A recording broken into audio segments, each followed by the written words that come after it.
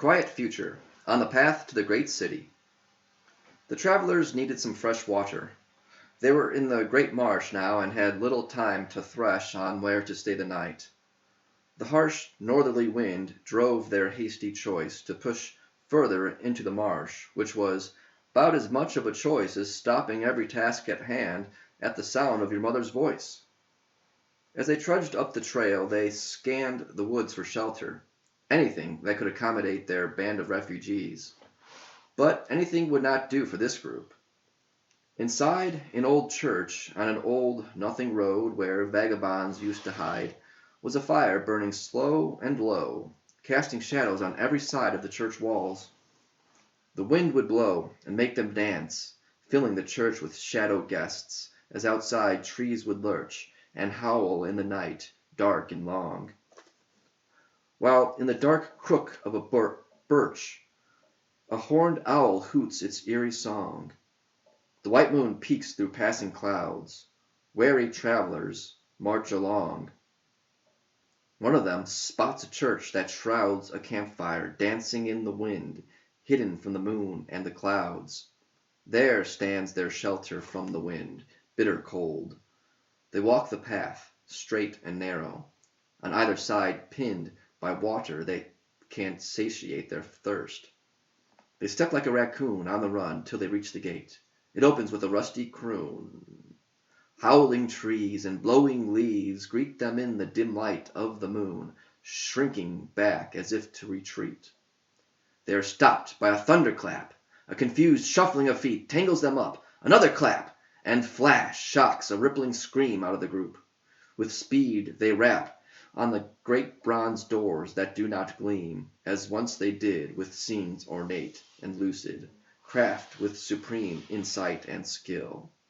The rusty gate moans to a close.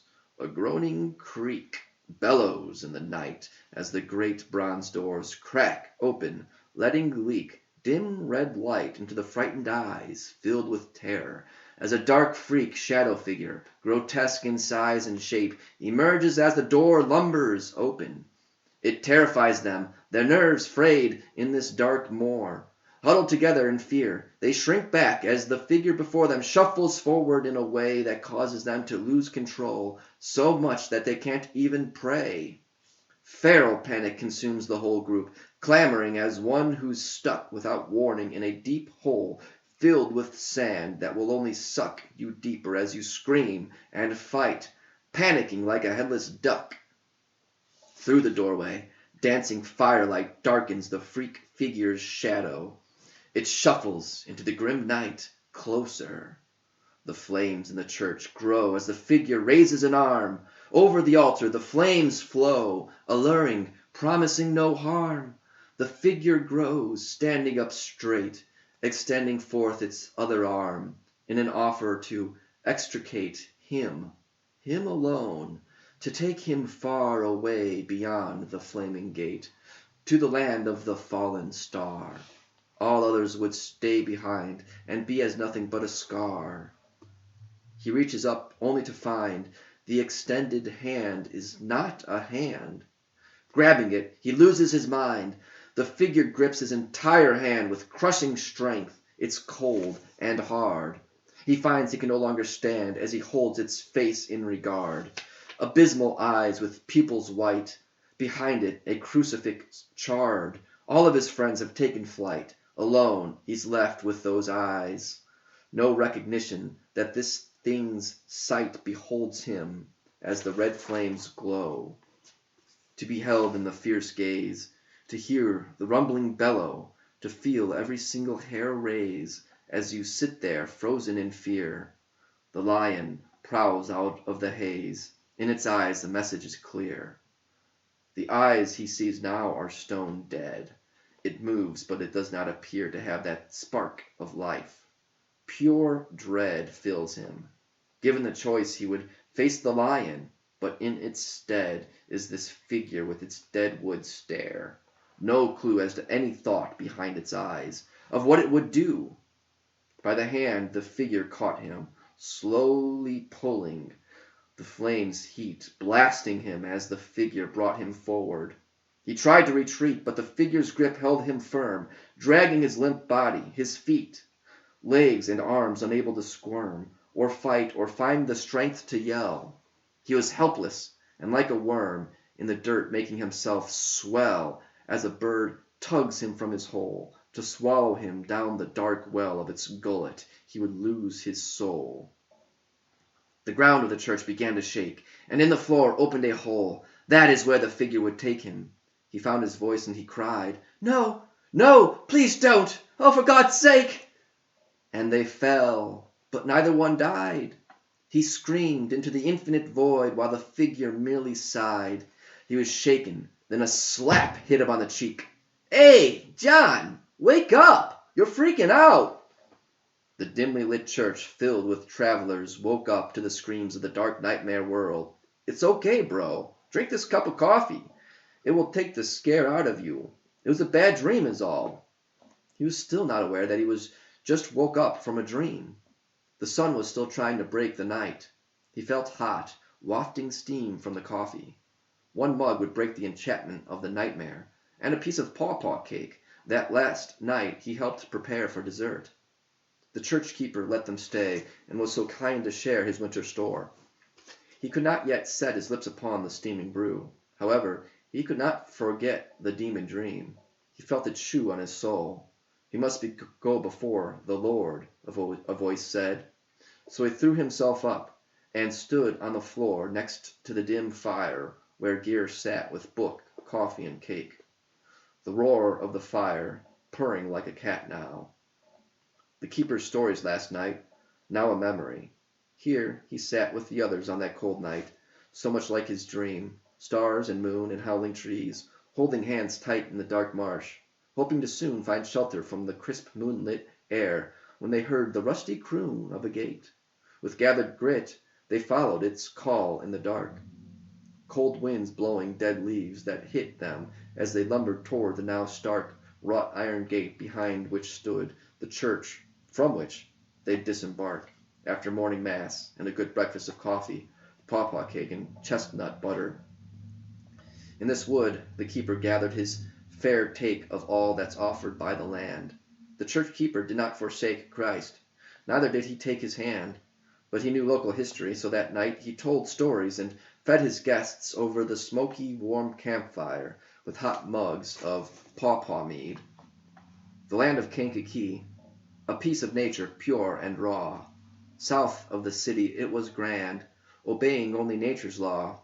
The ancients here lived off the land. They were the Potawatomi, and they were moved, forced off their land in a time where so few could see God's love and truth. But their spirit remains with Chief Shaughnessy. So many wonderful folks lit this land with life.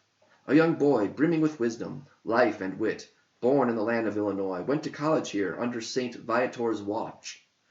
He brought the joy of Christ to break the dark constraint of death over a life that's worth living. Yes, Bishop Sheen, a saint whose honest, loving words gave birth to those who once felt dead. His faith helped inspire the birth of a poet's dream who, instead of wasting his one life away, turned from death as to God he fled. Every morning Sheen knelt to pray before the Eucharist, the gift that each hour of every day is brought to man so as to lift us up out of our primal mind, so that each may observe the rift between God and all humankind. There we sit with Adam and Eve, looking to the one who designed all things good. The great fall we grieve, the choice, the bite, the loss of trust, not love. Punished, we had to leave Eden. Then we were filled with lust, envy, and hate, selfish pride, sin. Each life returning to the dust, from which it was made free of sin, by God's loving touch. Life to death we live in between, plagued by sin, that on God's earth brings all to death. Every home rejecting God's love. We need not die the second death, eternally kept from God's love. Trust, believe, and obey the word, Jesus Christ. Flesh and blood, pure love on earth. We are his flock, his word we hear, asking us to follow him, the one crucified shepherd, along the way straight and narrow. His body here it once was bread. His blood here it was made to flow, like that wine held below the bread that is broken like his body. God's Son is crucified instead of us, the ones who are guilty. If you believe this to be true, your eyes will open and you'll see a narrow bridge come into view, rickety, made of rope and wood. It spans the rift, leading you to God. But you must trust the wood and rope will not fall as you cross, leaving the place where you once stood, carrying you with you your own cross, trusting that you will never fall, because Jesus died on the cross. That's still atoning for the fall, in the land you're leaving behind, at the sound of your master's call. That is the sacrifice behind the wine that's changed to blood, the bread become flesh with love intertwined. The keeper talked on through the dead of night, speaking of ages past, their achievements buried and dead. He spoke of cities in the vast star-speckled night sky, on the moon and Mars, as the cozy fire cast shadows like clouds o'er a red moon across his deeply wrinkled face.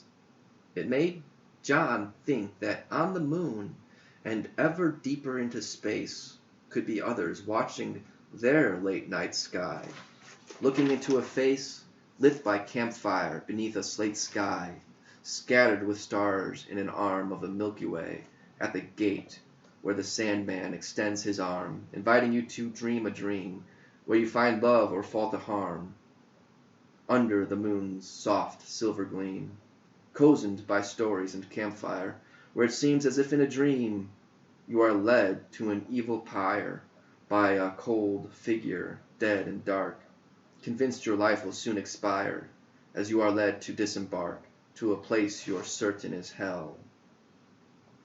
Stumbling through the church's dark interior strong with the smell of coffee, cake, and smoke, John found the tabernacle. There he fell, before it, making not a sound, praying just as Bishop Sheen did. He rose from prayer at the sound of his companions, well rested, rousing from sleep.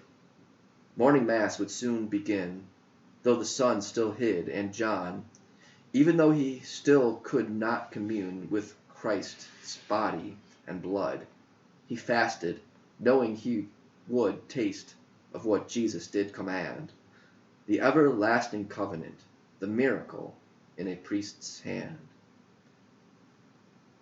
Back to Magnopolis. As the gates closed, the vehement mood of the free people now shut inside turned to vociferant outrage. Trade routes were being cut. Villages crowded the public park. Their fires filled the air with smut. They rabbled, lacking rhetoric. King Martell issued a curfew, and the whole of the bishopric of Dunlac was asked to renew their vows to Christ. Who was this king threatening to run Martell through? Martell, who in name was a king, but indeed spoke like the founding fathers of the states. Unlike King Renfrey, a tyrant, rebounding from his father's failed war campaign of sacking smaller surrounding cities, attempting to regain territory lost in the trade wars during his grandfather's reign. The tribes in the far south would trade crops they grow for fun, not to feed, for humans captured or waylaid in the north, forcing them to breed so as to replenish the stock of slaves for labor and their need for perverse acts. St. Jerome's rock is something they can't comprehend, nor is the shepherd and his flock. To his will Renfrey seeks to bend the cities who hinder the trade of his vice crops and dare defend themselves or refuse to be paid handsome sums of his golden coin. Renfrey and the southern tribes raid the realm of Martell and purloin the free people of King Martell. Bishop and king would never join those wretches under the pitch spell of vice crops, lust and power greed. From such evils the modern fell, and man can never pull that weed.